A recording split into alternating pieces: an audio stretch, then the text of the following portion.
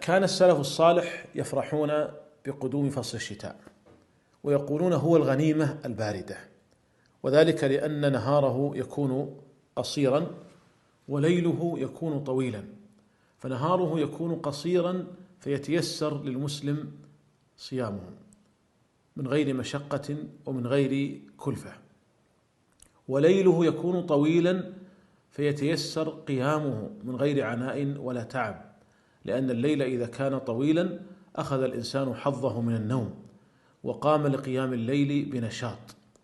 فكان السلف يفرحون بقدوم الشتاء ويقولون هو الغنيمة الباردة. وقد ورد في ذلك آثار، فعن أبي سعيد رضي الله عنه قال: الشتاء ربيع المؤمن، طال ليله فقامه وقصر نهاره فصامه.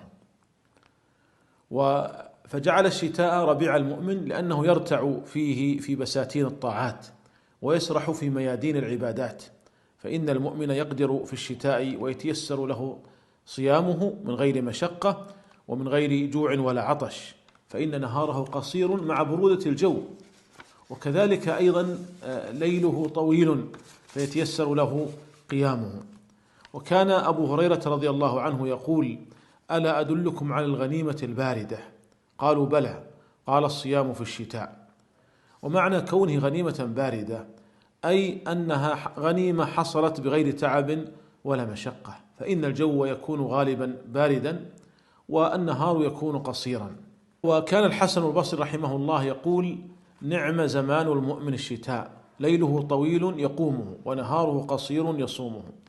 وكان عبيد بن عمير يقول إذا جاء الشتاء: يا أهل القرآن، طال ليلكم لقراءتكم فاقرأوا، وقصر النهار لصيامكم فصوموا.